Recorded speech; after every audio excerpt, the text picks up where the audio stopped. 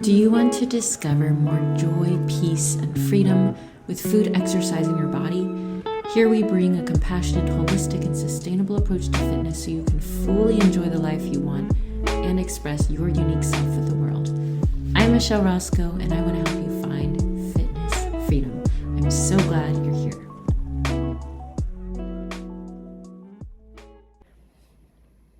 All right, so 2024 is coming to an end at the time of this episode release, and a new year is just around the corner. But this episode is relevant for all change that we want to make in our health and fitness. So stick around, and it is especially relevant for the New Year's. So I'm going to be talking a little bit about New Year's, especially in regards to fitness resolutions and how we can make real change in our health. Okay, so New Year's resolutions happen at the beginning of a new year, January 1st. It marks the turn of the earth around the sun. And we typically celebrate it for those who follow the solar calendar. And apparently, it was 4,000 years ago that people started to make New Year's resolutions in Babylon. They promised the gods to repay their debts, and they expected favor from the gods if they were to follow through. So it was like, hey, I'll be good. You reward me. I'll be kind to my fellow human. It was big in the Roman Empire as well. And then more recently, John Wesley, a religious guy, popularized it in the religious community with a New Year's Day or a New Year's Eve ceremony where people sang songs and prayed and thought about how they could be better in the new year. I know that I grew up with this kind of ceremony in the new year. It's kind of like you pray in when the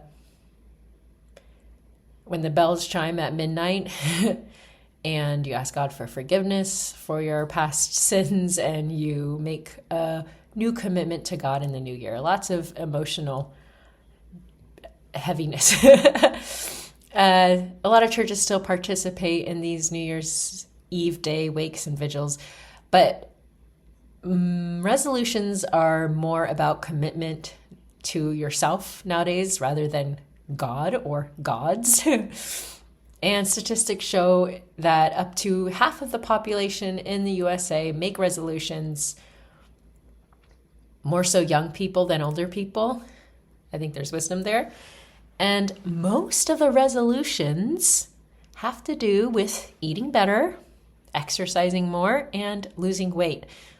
So things related to, hey, what I talk about here, fitness.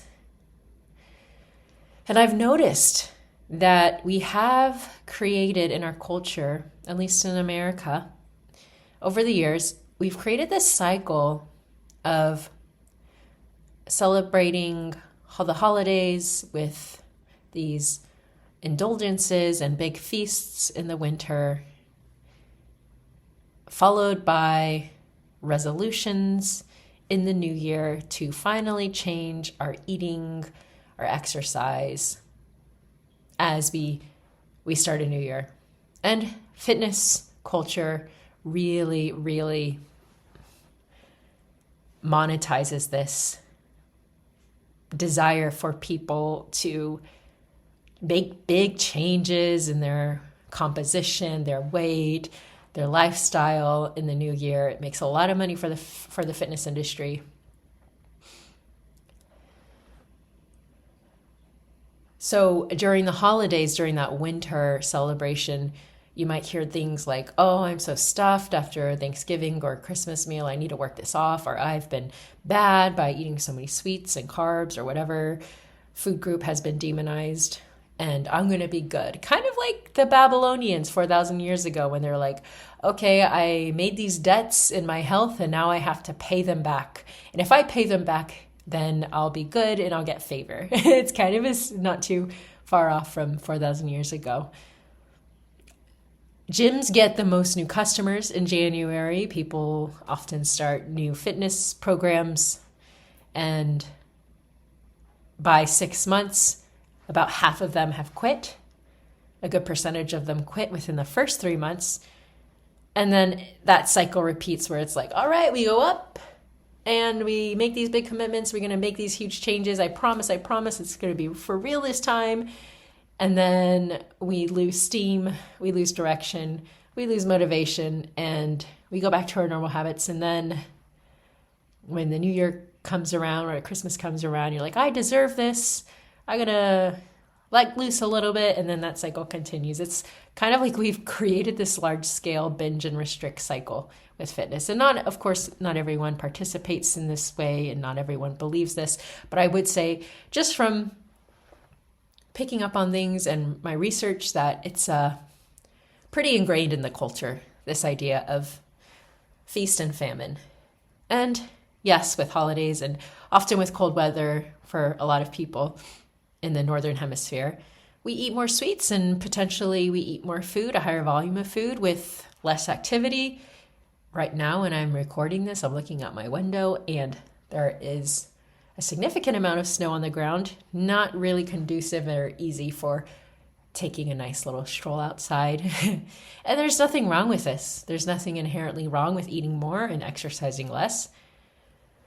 And of course, with a new year, there's hope for change and excitement, and there's a sense of freshness, and that can be exhilarating. There's nothing inherently wrong with eating more or less or exercising more or less. But in this cycle, the issue is that we've added guilt, we've added morality, and thus we've added shame to it all. So we feel bad for eating a lot, for example, and then we need to work it off and be good again by exercising more.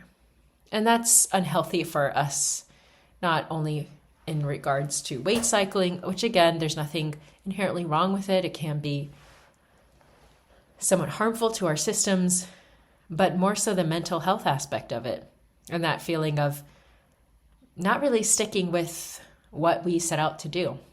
So what can we learn from this cycle and how can we make better choices? And I'm going to give you one simple principle and I'm going to give you one simple invitation. The one simple principle is,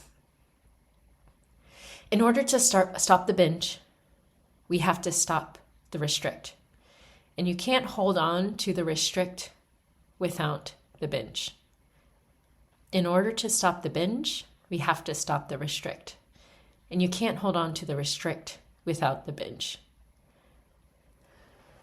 And this applies all year round, not just New Year's, but a lot of us who have dieted or been restrictive with our food, you might have noticed this cycle where you restrict, you're quote unquote good, you eat less, and it feels almost out of control that you eat more, you eat large amounts of food, and then the guilt comes in, and then you continue that cycle because you need to work it off or pay it off.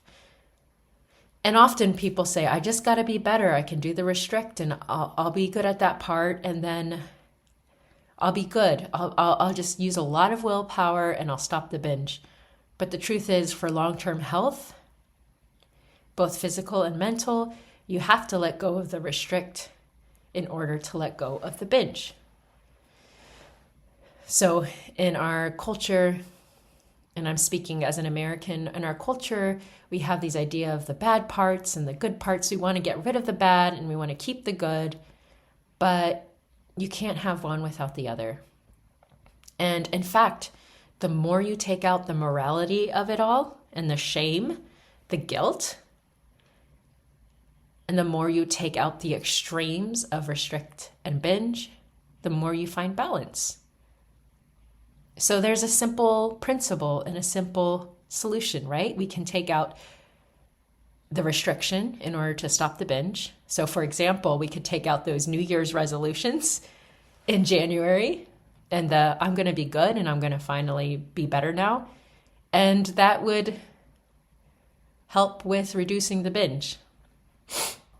But the thing is, we want to keep both, right? But you can't have one without the other. And if we take out, the extremes like that, we also don't make ourselves bad for eating more, or don't make ourselves bad or good for exercising more. We can find that balance. But the problem, and I don't know, I can't speak for every culture in the world, but I do know in America this is largely the case. The problem is that we want big. We want giant transformations. We want to feel like we're giving hard effort followed by big rewards. We want exciting resolve, and we want to make huge changes. I was listening to this book, Nobody Wants to Read Your Shit, by a seasoned writer talking about screenwriting in the States and how in American movies there's always a hero who faces a huge problem that only he can fix, and that movie doesn't end until there's a clear resolution and he becomes the victor, he becomes the champion, and everyone celebrates him, everyone loves him, and all the other characters exist to support him. And I think in some ways we have that fantasy, whether it's conscious or not, in our brains from growing up watching movies, reading books, around wanting to, fight a big monster, be special, and beat the challenge. And we've put a lot of that into our fitness and health. Like, you see transformation videos online, like, I was here and now I'm here and now I'm good. It was horrible then and now I'm happy. Not to say that fitness doesn't, change things. Like, yeah, maybe you are happier. But we want that huge transformation. We want a shock. We want jaws to drop. So we would rather do an extreme race than just take daily walks. We would rather go on a 30-day cleanse than make small tweaks to our meals every day. It's so true, right? We would rather do like a challenge like 75 hard rather than just implementing maybe a little bit more water in our day. We would rather go on a silent meditation retreat for 5 days than meditate for 5 minutes every day. We like the extremes. But lasting results and permanent changes don't come from big efforts for a short time. They come from small efforts over a long time. Lasting results and permanent changes don't come from big efforts for a short period of time. They come from small efforts over a long period of time. And those you can call habits, you can call practices. And there are things that we can do every single day that enhance our life, not just once in a while where we meet those extremes, we conquer something big and feel like a victor. And I think in our society and for ourselves, the more we can praise and reward those small efforts, the easier they'll become. And we talked about this in the comparison episode too, like praising yourself, recognizing what you're good at, what your strengths are.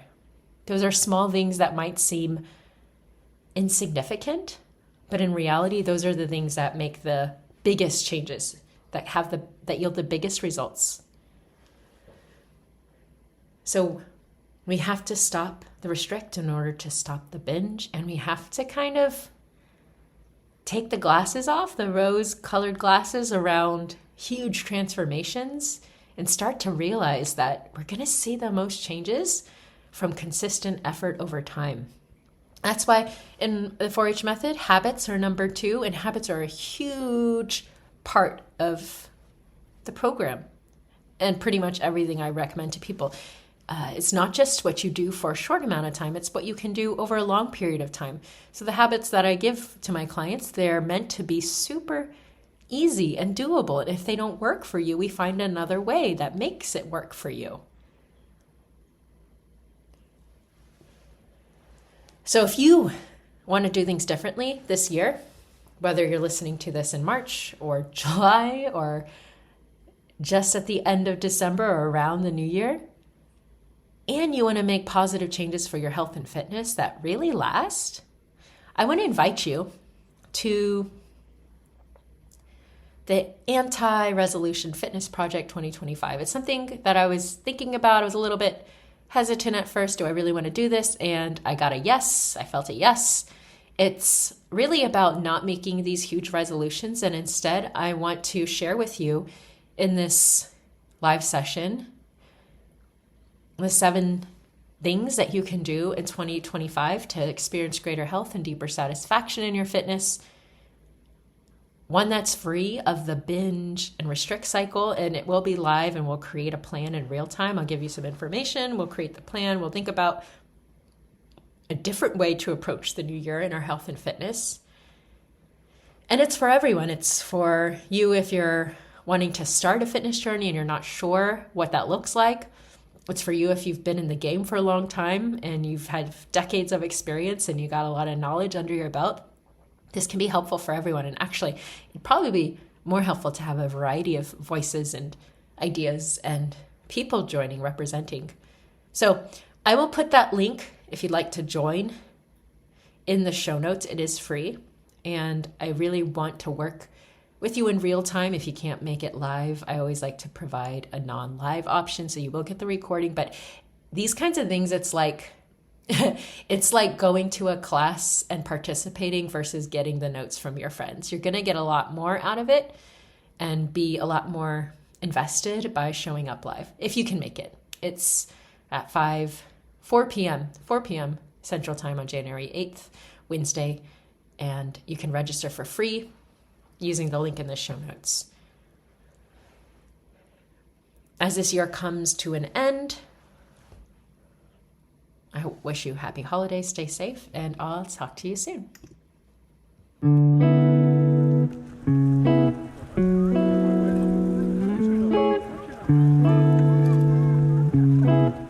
Hey, you reached the end of this episode. Thank you so much for your time and energy listening to this. I appreciate it so much. If you would be so kind and generous as to leave a positive review for this podcast, it would mean so much to the growth of this so that more people can benefit from it. And even more, it would mean even more if you shared this personally with someone who you think would be able to benefit from this, who would appreciate and enjoy it. Please do that. Always feel free to reach out to me with questions or comments, michelle@mlroscoe.com, or you can find me on Instagram @MichelleLynnRoscoe. Always happy to hear from you. And if you're ready to commit, to take action to making your healthiest life from a place of already enough, join the 4-H method. Make your body your home, your health, your hero journey. The link is in the show notes. Like you, love you, Coach Michelle.